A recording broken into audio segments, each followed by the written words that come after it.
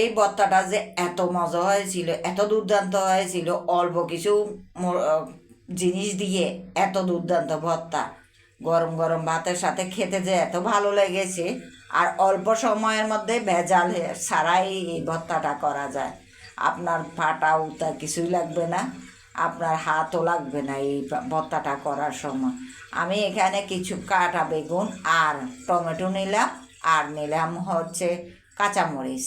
কাঁচামরিচটা ও দিয়ে দিলাম, আর এ টমেটো আর বেগুনটাকে দুইটা ভাগ করে দিয়ে দিচ্ছি, আর একটু পানি দিয়ে আমি এটাকে সিদ্ধ দিব।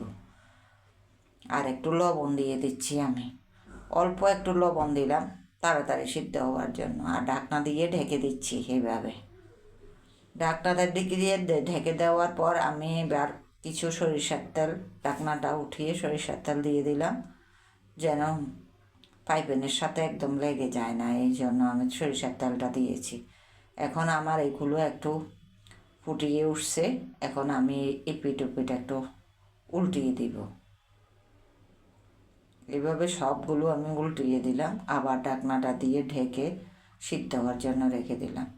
এবার আবার ঢাকনাটা উঠিয়ে আমি একটু হলুদ দিয়ে দিব কালার আসার জন্য। বেগুন যেহেতু একটু কালচে ভাব হয়ে যায়, এই জন্য আমি হলুদটা দিলাম। হলুদটা দিয়ে আমি সমস্ত হলুদটা সব কিছুর সাথে মিক্স করে ভালো করে নেড়ে চেড়ে দিচ্ছি, যেন সব কিছুর সাথে হলুদটা লেগে যায়। এবার আবার ঢাকনাটা দিয়ে এখন আবার সিদ্ধর জন্য রেখে দিলাম। আমার পানিটাও শুকিয়ে গেছে, হলুদটা দেখছেন কালারটা কি সুন্দর আসছে। আর এই বেগুনটা আমি দেশে গেছিলাম, দেশের থেকে নিয়ে আসছি। এই বেগুনটা আমাদের এলাঞ্চলে বলে এগুলোকে কাটা বেগুন, ছোট ছোট হয়, আর খেতে যে এত ভালো লাগে। এই বেগুনটা আমরা শীতকালে পাই সব সময়, আর ঢাকা থেকে আমরা যতবার গ্রামে যাই আমরা কিছু বেগুন কিনে নিয়ে আসি সবাই। এই বেগুনটা ঢাকা শহরে একদম পাওয়া যায় না, ঢাকা শহরের বেগুনগুলো খেতেও ভালো লাগে না। এখন একটু নাড়াচাড়া করে আমি কিছু ধনিয়া পাতা দিয়ে দিলাম। ধনিয়া পাতাটা দেওয়ার পরে একটু নাড়াচাড়া করে দিচ্ছি এভাবে, যে ভেঙে দেখাচ্ছি। উপর থেকে দেখতে মনে হয় যে শক্ত, কিন্তু ভিতরে একদম নরম তুলতুলে। এই যে অবস্থা হয়েছে আমার ভর্তাটা। এখন আমি একটা কাঠের পিষনি নিয়ে এখন এটাকে আমি একটু পিষে এটাকে ভেঙে ফেলবো। যে আমি কাঁচামরিচগুলোকে একটু ভেঙে দিচ্ছি এইভাবে।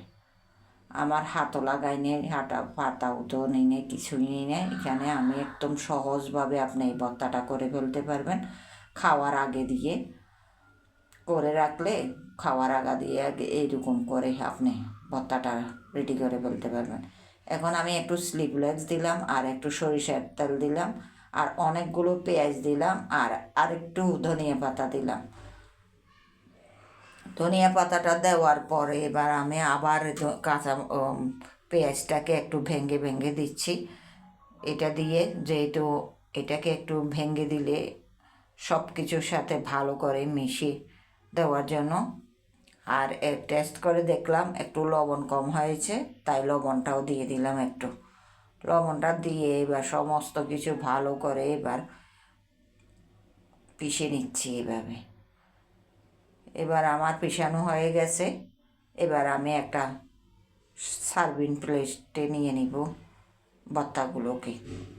এভাবে সব কিছু স্পেশালাইজ দিয়ে সমস্ত কিছু ভালো করে এক জায়গায় নিয়ে আসে। এখন আমি একটা সার্ভিং প্লেটে নিয়ে নিচ্ছি। এই ভর্তাটা যে গরম গরম ভাতের সাথে খেয়েছি, বিশ্বাস করবেন না, মাছ মাংসই লাগবে না। এই ভর্তাটা দিয়ে আপনি 2 প্লেট ভাত খেয়ে ফেলতে পারবেন। আর এত টেস্ট হয়েছিল, একটু টক, আর বেগুনটার কথা কি বলবো, বলার ভাষা নেই। বেগুনটা যে এত মজার, এটা আমরা শুটকি দিয়েও খাই, আবার মাছ দিয়েও রান্না করে খাই। এখন আজকে আপনাদেরকে ভর্তা করে দেখালাম বেগুন আর টমেটো দিয়ে, কাঁচামরিচ।